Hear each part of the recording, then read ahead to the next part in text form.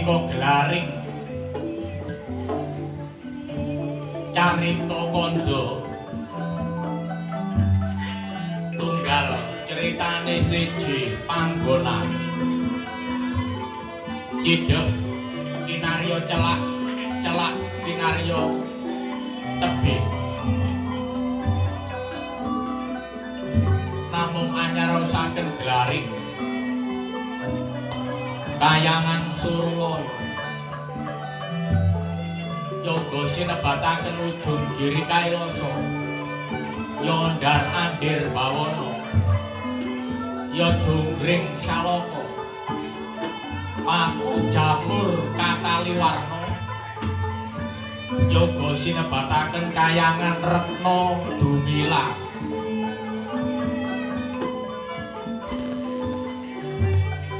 lah sinten to ingkang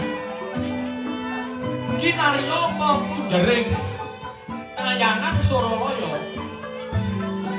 bebisik ratuning Ratnawa sekalir ya Sang Hyang Bathara Guru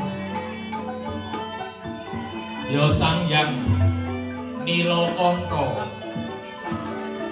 ya Sang Hyang Catur Buddha ya Sang Pramesti Guru ya Sang Girinata ya Sang Jagatnata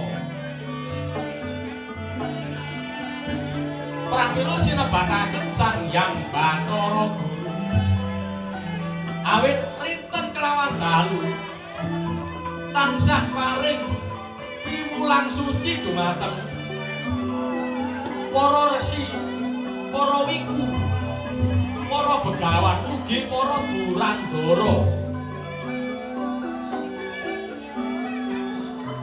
sinebataken Sang Hyang Nilakanta menika awit suwijining dewa ingkang garbeni tembok blorok Sang Hyang Catur Buddha menika mengku teges dewa ingkang kedunungan asta sekawan asta menika tangan sekawan menika sampun makna sajuga astanipun nyepeng cupu maneh asta gina ingkang isinipun tirta kamandanu sajuga nyepeng Trisula lah dene ingkang kalih angrupaken asta sedhakep pinaringan asma Jagatnata menika ngratoni Triloka Bawana Girinata amargi suwijining dewa ingkang ngratoni gunung-gunung ing Jagatraya menika rikala semanten nampi sawanipun kebayaning langit ingkang ngaturaken Pandhawa sekawan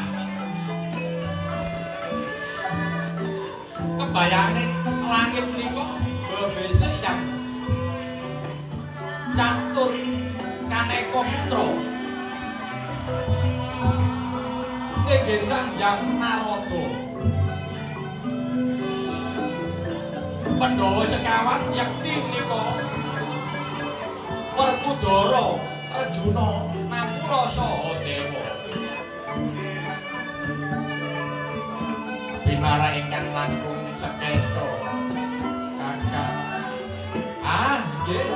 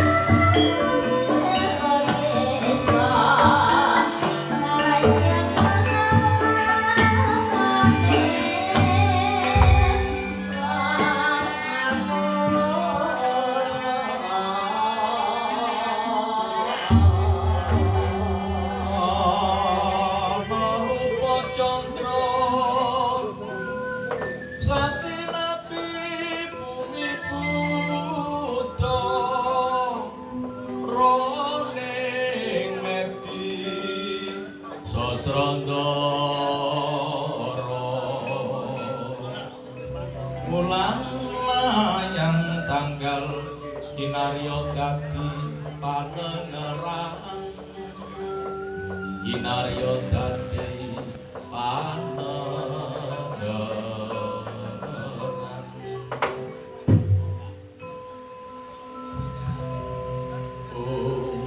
Ilahe sekaring bahwana langgeng awi genam astu namo sidhem kakang kaneka putra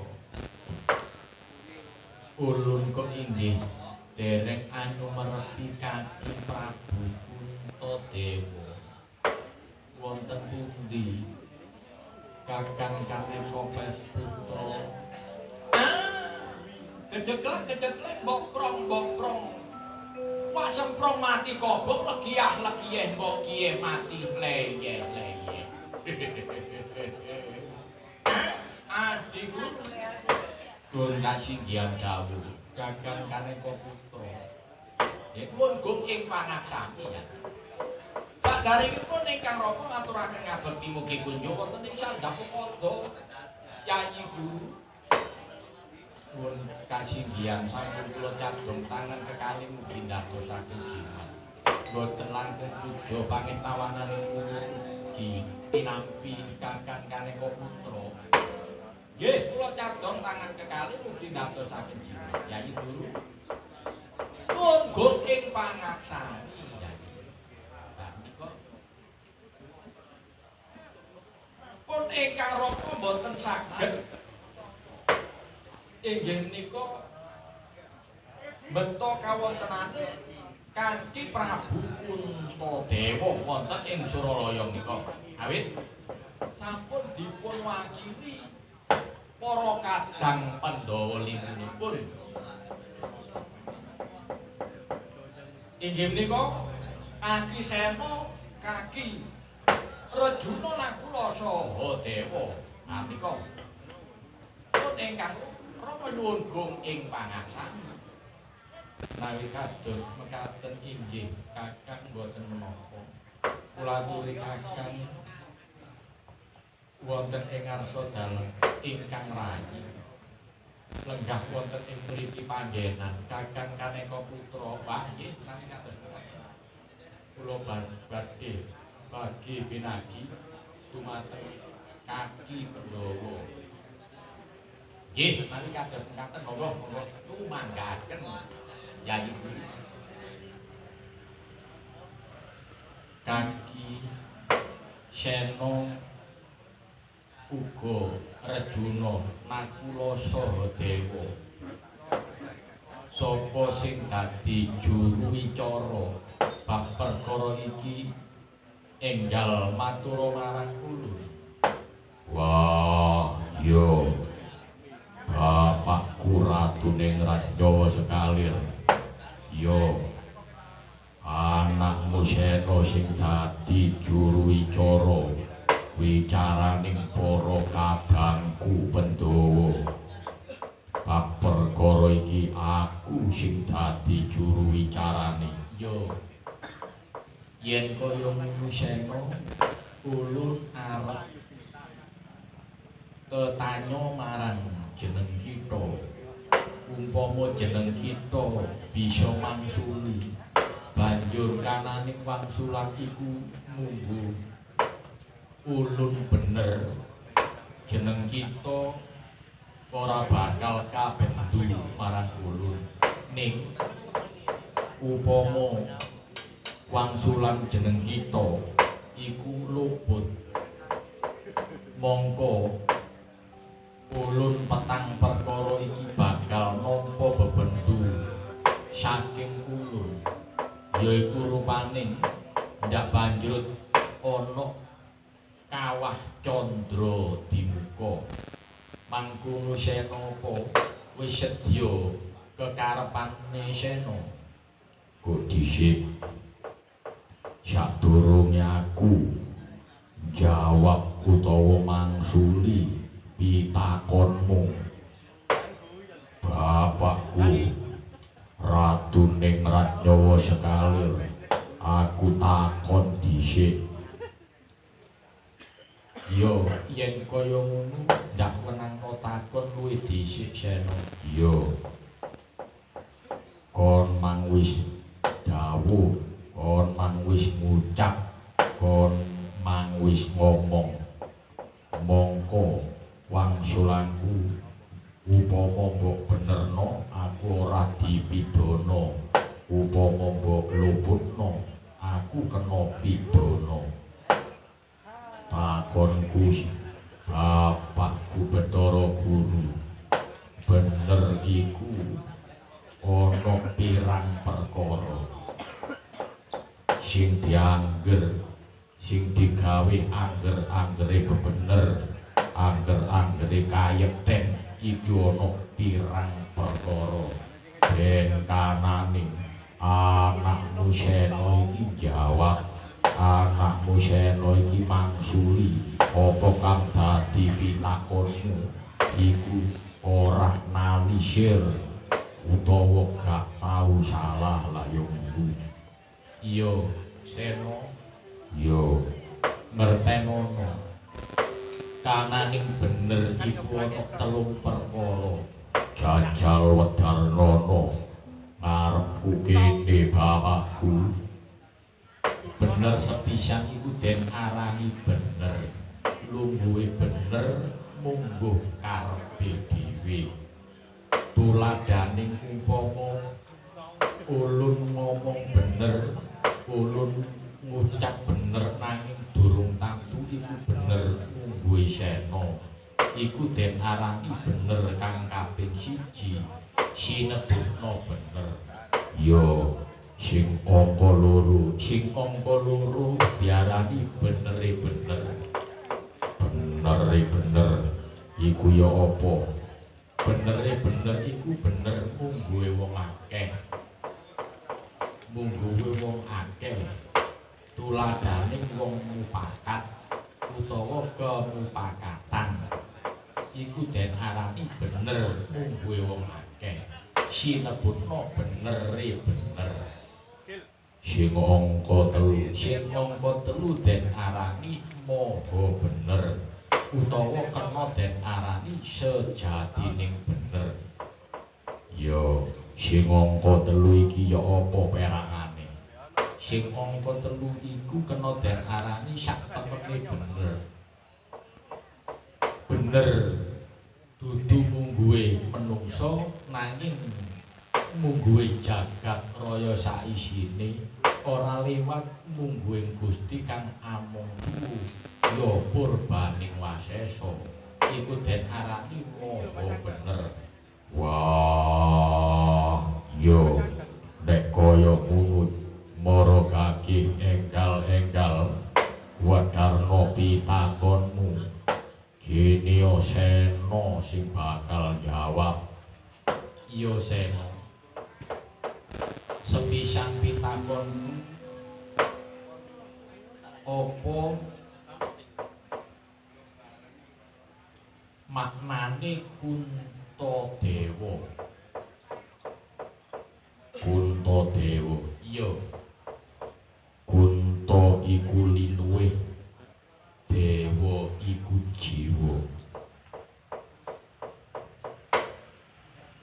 dadi pitungane Kuntadewa iku suwijining manungsa suwijining jalma sing linuwih tegese linuwih ngerteni marang awake dhewe kang sinebutna jiwa muli kasembatan lagune kautaman Mula barep kutha kakangku lakune sabar sareh lila lenggana budi pekerti luhur iku den arani Kuntadewa. Sena iya wangsulan ning Sena sing kaya tumraping jeneng Ulun Luput. Ya wis aku mbok arani luput ya gak apa. Aku mbok benerno ya gak kesenengan bapakku Bathara Guru. Banjur sing angka loro pitakonku sing angka loro Sena dadi ana 3 perangan pitakone Ulun iki menawa Sena 3 perangan pitakon iki iso bener loro ing kono Sena ora bakal dibanjut nanging utawa lupute loro Sena bakal dibanjut ana ing ndut Manirupa. Yo tumrap kananing winangsulane Sena sing kaya ngono. Ki dhisik. Jadi guru. Nggih Kakang Kaneka Putra. Kawontenane winangsulanipun Kaki Sena menika sampun leres. Sampun leres. Ingkang dipun wastani Kuntadewa menika menawi meniti sastra Kunta menika maknanipun linuwih dewa menika jiwa. Lajeng luputipun ingkang pundi? Ulun nglepataken kedah ulun saged paring bebener. Yo mengkono karepku bapakku Bathara Guru monggo luputno. Aku wis ngomong, aku yo gak rugi badan. Aku yo gak susah upama kok luputno. Mbok benerno aku yo gak kesenengan. Ladene nek bapakku Bathara Guru iso ngluputno kananing sastra sing wis jumanduk para kaki enggal-enggal Sena iki kandhanono. Iya Sena bener sing den arani Kunta sastra Kunta iku kuwi. Nanging dewa iku wis makna dewa Durandara wis wujude ana Bathara Brahma, Bathara Surya, Bathara Guru, Bathara Narada sak pinunggalane iku den arani dewa. Mula winangsulane Sena ndak luputno. Wah, iya. Para kaki enggal-enggal takono. Yo. Pitakoning ulun sing angka 2 Sena. Tumrap kananing gelung keling sing dianggo sing diagem karo dening Kaki Prabu Kuntadewa. Si jajal aku ulun wenana ngerti apa maknane gelung keling. Wah, yo gelung keling sing dianggo karo barep Kunta kakangku. Kena tinembungno gelung keling. Tembunge gelung iku kaya dene wujude ora tugel sing den arani lung-lungan. Konek karo tetanduran sing mawa ya uripe sambat iku den arani lung-lungan. Tegese wong urip iku kudu nglakoni apa sing tumanduk ing jamane, ing wayahe. Keling iku sing dicekel, rasa eling lan waspada. Mulane barep kutha kakangku gawe gelung keling banjur diwenehi jeneng Prabu Puntadewa. Banjur dijenengno Puntadewa. Iku mun wiwit durung dadi ratu. Wiwit cilik mergo barep kutha kakangku iku cilik wis seneng olah kabrahmanan.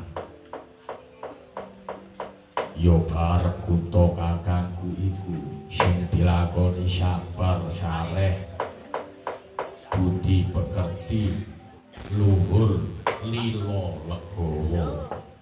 Mula kurangane apa? Upama barep kutha kakangku nyangluk utawa nyandang nganggo gelung keling. Kurangane apa? Kurangane. Lah nggih, Kyai Guru kinten-kinten kuranganipun napa? Kaki Prabu Puntadewa ngantos Kaki Prabu Puntadewa menika dipada luput damel utawi ngagem gelung keling. Ampun leres. Ingkang dipun wedharaken Kaki Sena menika sampun leres. Kakang Kaneka Putra. Nggih. Kula aturi mendel sawetara. Kula aturi mendel sawetara. Oh, nggih. Allah Akbar. Kula tak meneng mawon nek ngoten. Kaki Sena. Bapakku Bathara Guruya ana apa? Iku tak luputno. Iku luput duwe ulun. Wah. Yo. Aku yo gak bungah, aku gak susah. Upama kok luputno, upama kok benero. Mergo ngene lho. Lah nek kabeh kon mang wis ngomong. Pitungane bener iku ana 3 perkara. Sing mbok anggo iki sing ndi wis cetha. Sing mbok anggo sing ndi wis cetha terwel-wel. Kon iki gawe bener karepmu dhewe, Bapakku Bathara Guru. Mula ngene lho, sakjane sing mbok perkarakno iki yo gak ketemu nalar tumrap jeneng dewa sepisan Puntadewa. Mergo apa? Bule kakangku yo jeneng Dewa Baladewa.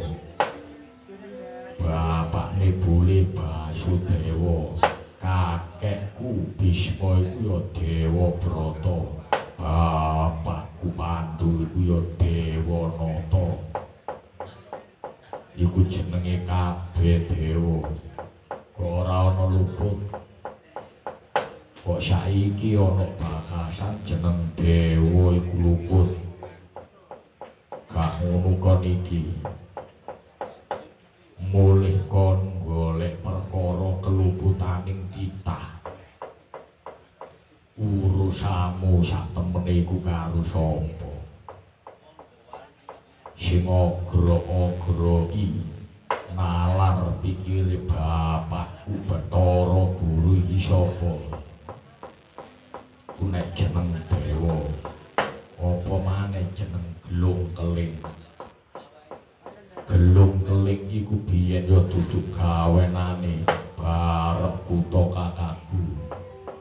Wiwit cilik sing gelung rikmaning barep kutha kakangku ora ana maneh, yaiku bapakku Sang Hyang Darmajaka, bapakne Pendhet, bapakne Dewa Pendhet. Lah nek niku ngelupno tuprakaning gelung keling enek apa kon gak ngelupno Sang Hyang Darmajaka kok mandar barep kutha kakaku sing kok ngelupno mula aku takon ngene yo bapakku Bathara Guru tuprakanan iki aku ya wis lila legana aku ya wis manut apa kang dadi kandha kandhamu mula kon wis aja adik gawe angger-angger bener jer pungkasane kon dhewe ku gawe bener sing sakarepmu dhewe mula tak wangsuli apa sing cocok karo sastra upamane sing cocok karo kahanan utawa kasunyatan gak urung yo bakal mbok luputno wis ngene saiki upama Sena kok pidana apa kok lebokno Kawah Candra Dimuka apa kok lebokno Ndut Maniluka maragake Sena Kandhanana dak lebonane Kawah Candra Dimuka Kakang Kaneka putra kula aturi supados Kaki Sena ugi Rejuna Nakula saha dewa dipun banjur wonten ing Yamaniluka kasinggihan dawuh mari kados ngaten.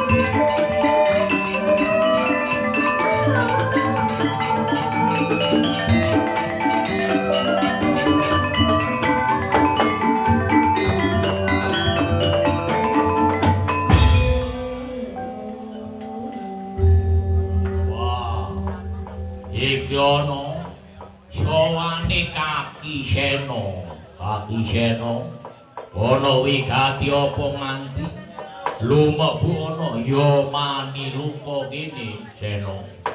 Wah yo bapakku Yamadipati ngertenono aku sak kadangku kabeh iki kena pidana paukuman. Kena pidana paukuman dibanjrut ana Yamaniluka. Maragake tak cemplungane. Kok dhisik Sena. Ulun durung nampa dawuh saka pukulun Ratu Ningratnyawa Sekalir Sena. Durung nampa dawuh ya apa sih? Lah wong aku wis ditimbali ana kene. Bakal dibanjrut ana Ndut Maniluka. Ayo kene bukaan. Yamaniluka tak cemplungane. Wah, dadi apa kon kok Sena?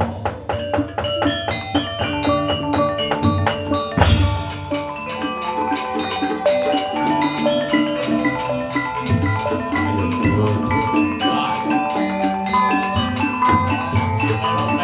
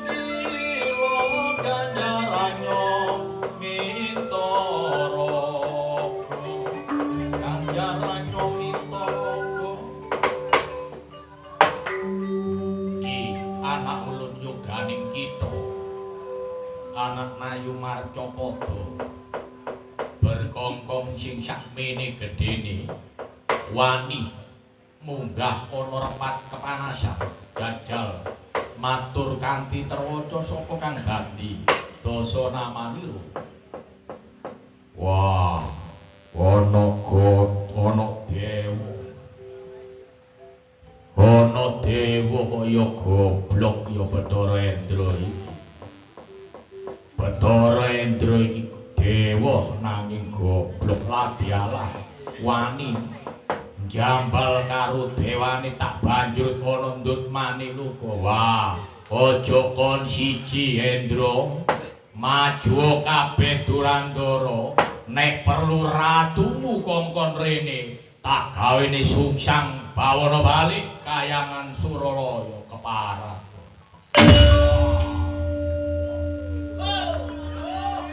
Sing hati-hati kok.